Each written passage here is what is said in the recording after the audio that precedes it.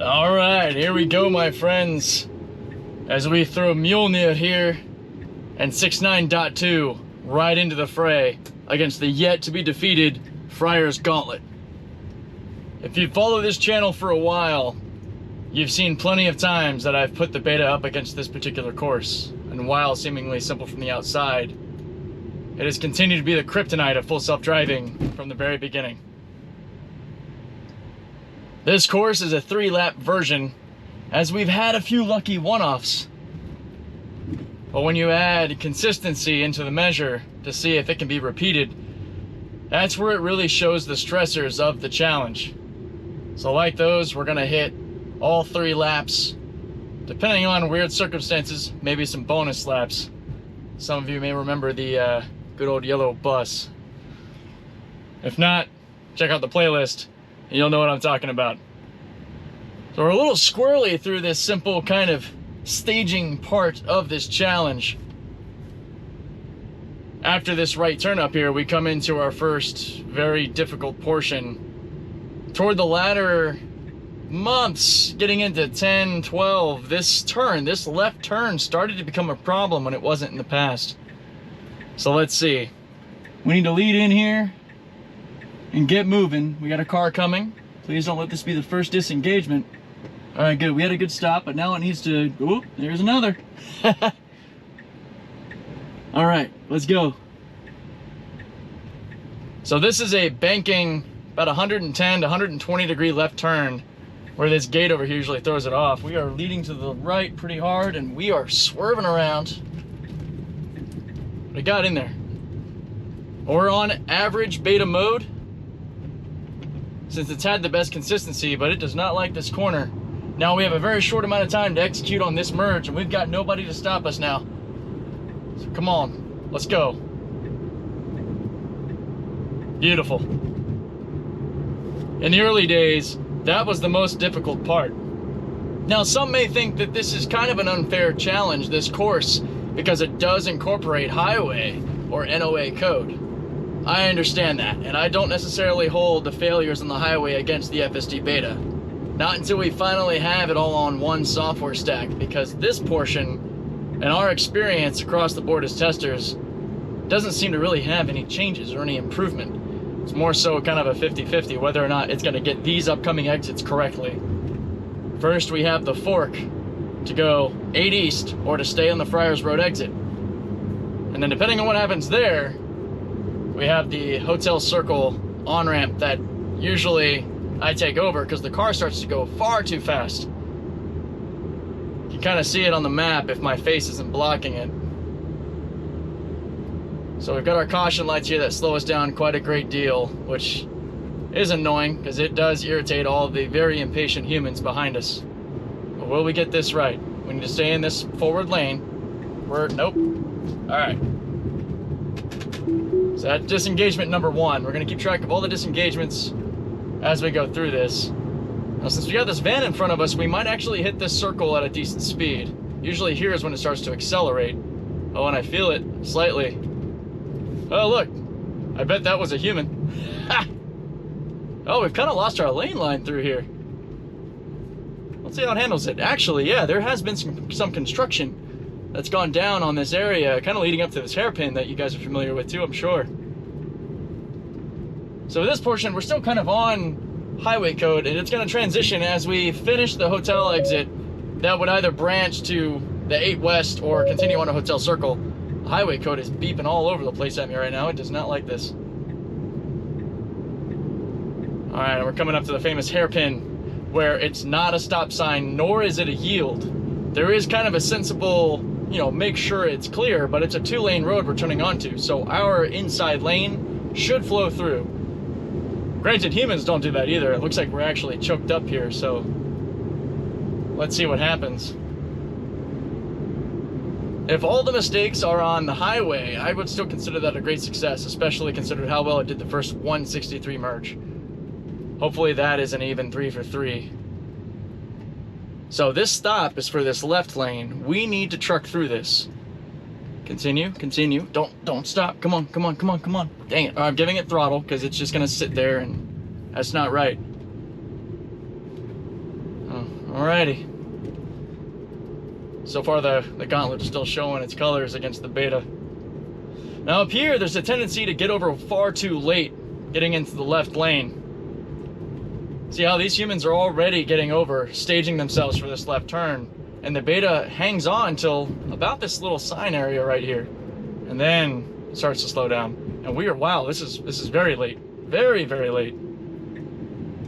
Well, last minute change, I bet it'll prioritize that empty lane too, if it's anything like 10-12 was.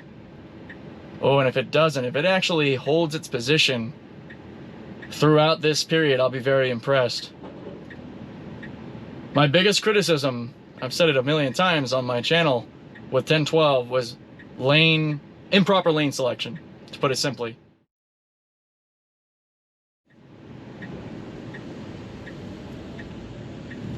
Now it needs to stay wide here. These humans are cutting in right into the inside lane.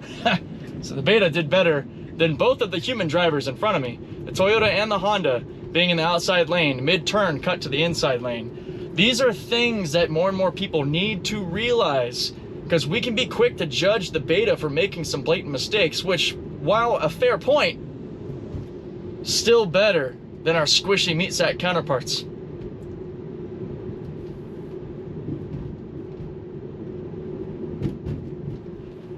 The rest of this has generally been pretty chill, but it's been a while. It's been a long while since we've been on the Friars Challenge, so we're going to play this through, and then I'm going to circle back around to the start point for lap 2. I filmed the whole thing, so if anything interesting happens, I'll show the return trip as well, but these tend to be much longer videos, and while I know a lot of you are excited to see this, I also want to be cognizant of your time.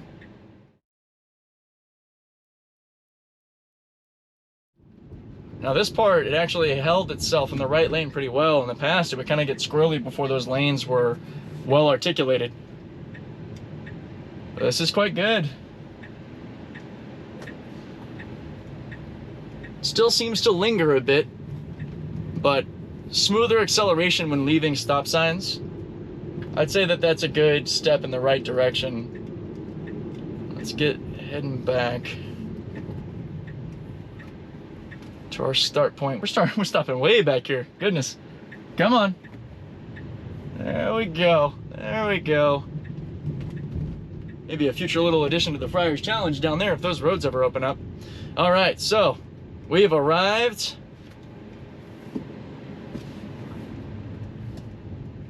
We're gonna go ahead and push on through and start lap 2. Okay, speed bumps. We're just last minute slowdown. It is detecting them. It is slowing down, but that was funny. It's almost like it didn't see the first one. It's like, uh-oh. First lap was a bit rough. Same issues around the 8 exit and the Friars Road exit. That's been the case forever. That's highway issues that need to be resolved through finally having the stack come together in version 11. Eventually, whenever that's going to be. But I'm more interested to see how 1069 differs from the rest. Still getting stuck around the hairpin. Still far too late on that left turn. It seems to be a little bit better about leaving stop signs without quite as much lag, but that's still there. We'll see. We got 2 more laps.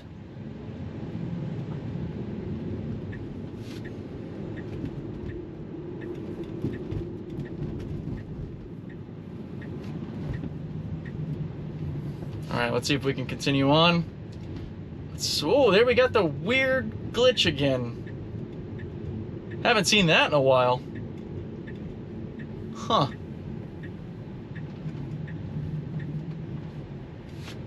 This is an old map glitch that is really quite annoying. I need to see if I can get this fixed. Let's exit beta. Try to renav. Usually when messing with the waypoints is how that'll mess up. There we go, we're back. Take advantage of that while we can.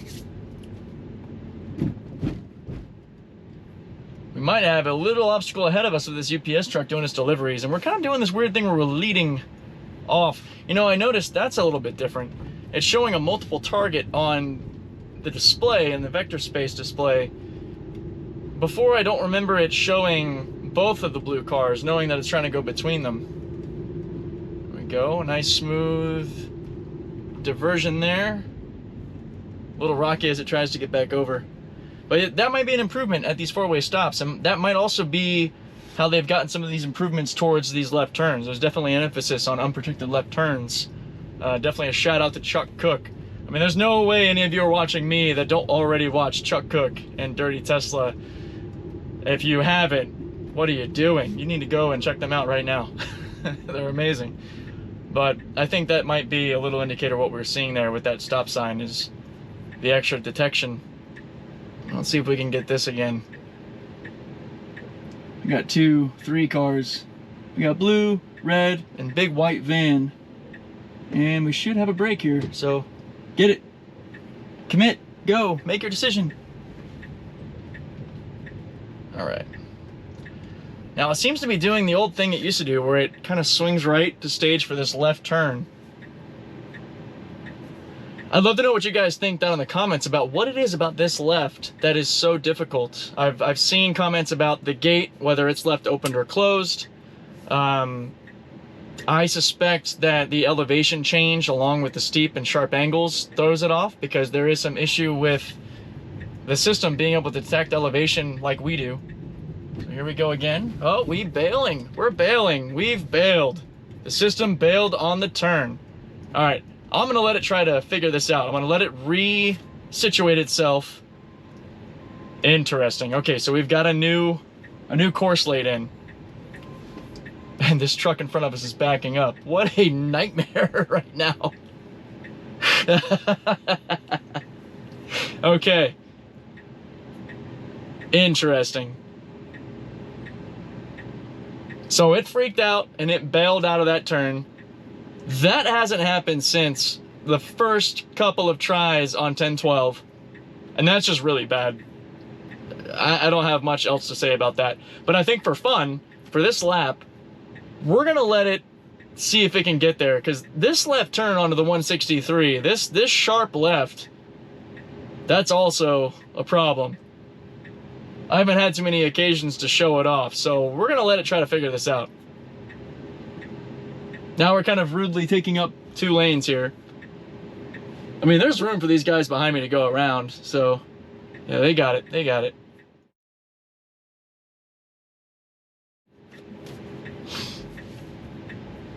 Oh boy. Oh boy. Oh boy. What are you doing? It is. All right, we're waiting, which is good. Now it's going? Okay. Woo! Wow, interesting. I was ready. Of course, you guys know I'm ready. That was pretty impressive, I'm not gonna lie. That was, hey, it's another one of those left turn improvements. I guess if everything remains the same, but left turns are better, that's still a step in the right direction. But man, that's a lot of waiting just to get some good left turns. Okay, we're really coming in tight here. At least this woman's good and waiting for us. How are you gonna treat this again? You're gonna hold back? Yeah, I'm gonna give it throttle because it waits here. So now we need to shuffle over. Unfortunately, we got no one behind us, which is great. We need to shuffle all the way over to take this exit to the 163. It's taking too long.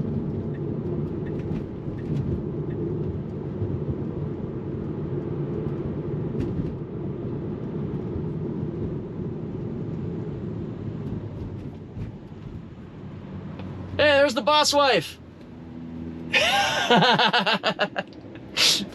Can't mistake that hair anywhere. That's too funny. We'll have to make sure we tell her about how Mew had a panic attack and didn't want to take the exit. That was awesome.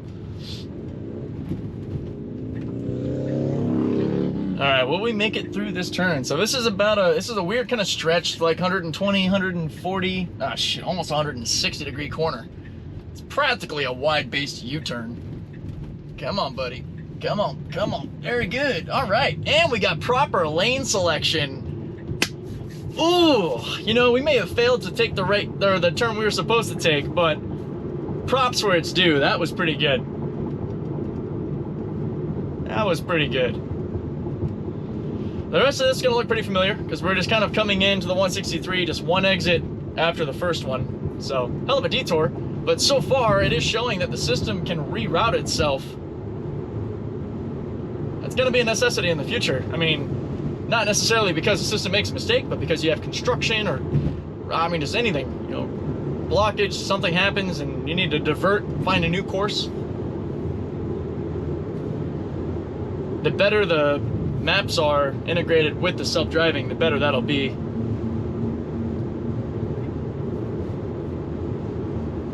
Alright, round 2 on this exit scenario.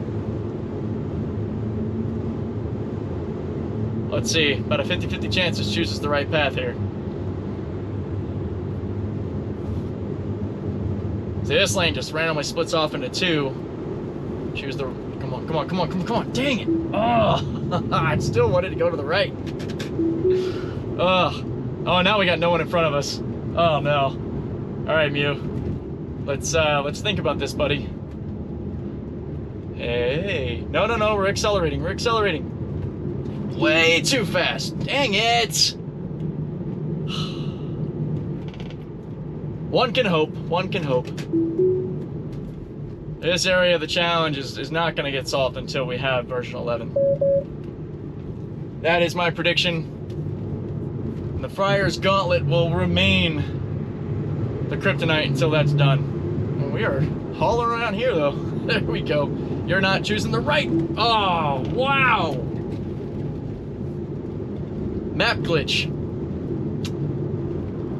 It was going to take a different path. You know, I kind of wish I had let it try. What a nightmare. Oy.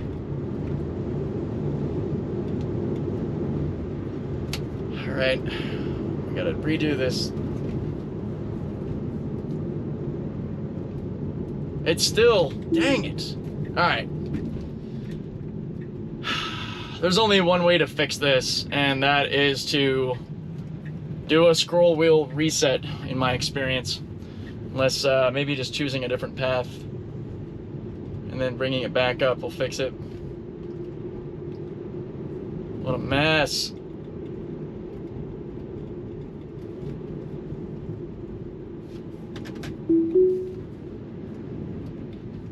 We haven't had these map issues in a while.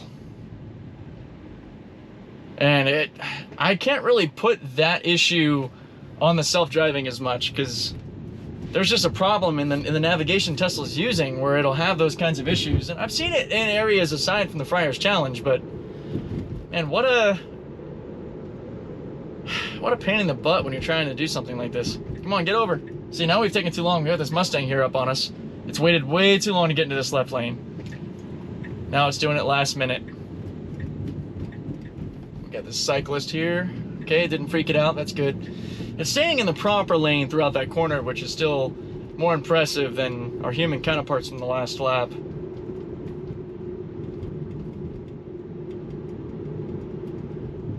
Who knows, maybe I'll include this as like a bonus lap and show it at the end of the video. I'm not sure yet.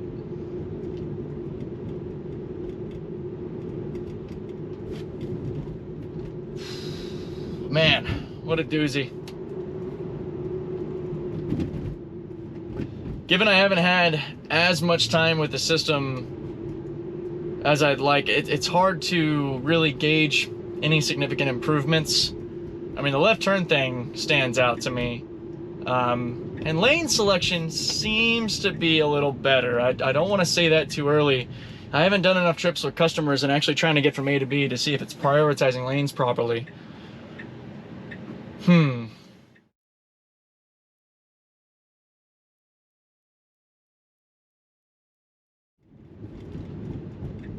Alright, again, through there, smoother than it has been in the past, so I'm happy about that. Let's see how it behaves with this person right here on the edge next to us.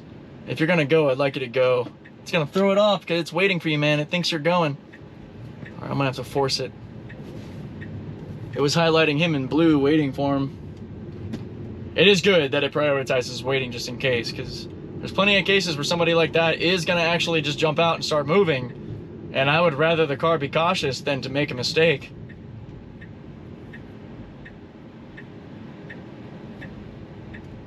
Here we go. Come on, let's go, let's go. As things become more and more autonomous in the future, it'll be less and less of an issue for the system to wait on the more unpredictable nature of people around it.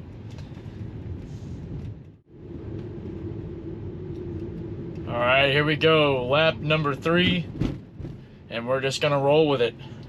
If it messes up and reroutes, if the map is messed up, this time I'm only gonna get involved if it's safety related. If it takes us in a weird direction or some weird course, we'll see what happens. What are you doing?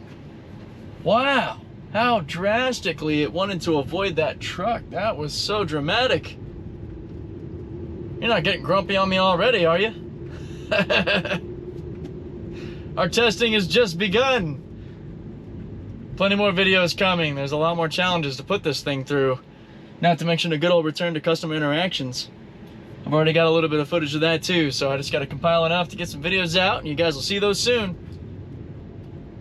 Alright, let's see if it'll chicken out on this left turn again. See, we are really overreacting with oncoming vehicles. That I don't like. That's unnecessary. It's got plenty of leeway, but it's really wanting to hug the parked cars. It's not a very comfortable feeling. Traffic's a little dense. Don't you start thinking this is an obstacle. Look at this. I'm gonna have to take over, because you're just gonna try to go around. See, that's just sad. This is the kind of, I don't even know if in this sense it's a priority issue. It's a incorrect detection issue. It's detecting the car in front of me as a stationary obstacle and trying to get around it. Kind of like the cars on the side, like a UPS truck or something. Thank you, kind human. That's a rare thing. All right, let's see. Come on. Come on, let's see, let's see, let's see. Get in there. Get in there and commit to it. Commit to it. Commit to it, damn it. Holy crap. This blue car behind me probably thinks I'm drunk. Way too fast. What are you doing? Oh, man. We have lost any sort of finesse around that corner. At least get this right. Okay. When in doubt, at least you still have the 163 merge done properly. Oy. Stressful. Stressful, guys. I'm not liking what I'm seeing. This kind of more backs up what I was hearing from folks like Elias and Great Tesla Victoria and such. The more data-focused channels that are observing what the vehicle does. It's definitely not a major improvement or some step change forward. Maybe on left turns, but that's not enough. Not enough, to be clear, for me to consider it a major step change. I want it to be very clear that with my criticisms, as most of you know, I'm not bashing on or underestimating the abilities of Tesla's engineering team. Look at that. See, that was good. So I guess we flipped the right side of the coin that time. Let's see how it does on the speed around this corner as I continue to explain myself. So this is a very, very difficult problem to solve. And I'm sure that there are people that are going to take this out of context like they do with so many other videos. We all know the people out there that like to take anything they can negative and blow it up like Tesla's never going to accomplish their goal. I have no doubt that they will. We're talking about the most brilliant engineers on the planet between Tesla and SpaceX. I mean, these people are amazing. Regardless of Andrej Karpathy having left or anything, like, it's a matter of time. But what I do think is that it's going to be very rare for us to see any major step change improvements. I think we're already in that long march. It's going to take time and improvements here and there and a buttload of data to continue to improve this system, which is what we're doing. Every one of us that are doing these things and helping Tesla collect this information. And yes, for some of these issues and weirdness, yeah, some of you might comment that I haven't hit that camera button. I hit this course and all these components, or components of the course, hundreds, if not thousands of times a week, and I hit that button. So while I'm commentating and focused on this challenge and making this content, I forget about little things like that. So don't hold that against me. I try to remember it where I can, but there's a lot to think about when doing this. Like, oh my goodness, like right now we had a speed limit issue, which that one, while I'm thinking about it, I'm gonna go ahead and report that. It was still detecting highway speeds. That's a first. I've not seen that. That's not good.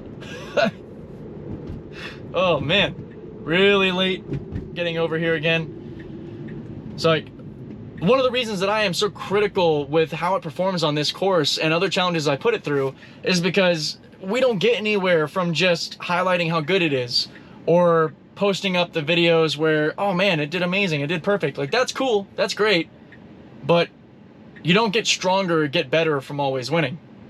You get stronger and grow through adversity, through challenge, through mistakes. That's why I test the way I do. I need to beat this system up so that Tesla can see, like, all right, we still got a long way to go. And I hope that maybe somebody from Tesla actually watches this, or it gets to them so they can see the type of testing I put it through. It'd be sick to have a couple of engineers or FSD guys in the car with me on this challenge to analyze this. That'd be amazing.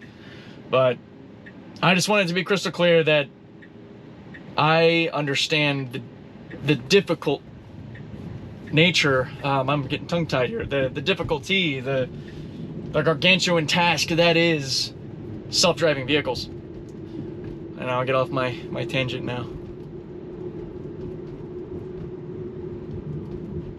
As far as closing thoughts with our third lap, whew, the Gauntlet continues to be the Gauntlet for a reason. Well, that's still a lot of fun to do. It's wild to see how the vehicle reacts, and you know, map bug issues aside and weirdness aside, it's still incredibly fun to be at the forefront of this and to be a part of its growth and to be able to bring it all to you guys. So fill the comments up with all your thoughts and theories and suggestions and ideas, and in ways that I can make this better and continue to grow the channel and keep bringing on more people. I don't say it too often, but I mean, throw down a like and share this with your friends and family and show them what Tesla's doing and what beta testers are doing to help this get better. And you know, we're pretty much at the end of this, so I'll catch you guys in the next video.